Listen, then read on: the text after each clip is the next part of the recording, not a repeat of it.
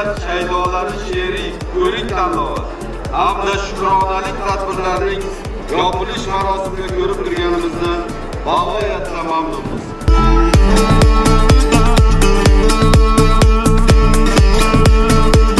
Pedagogik hamma 500 dan ortiq talaba she'r bahsida qatnashdi.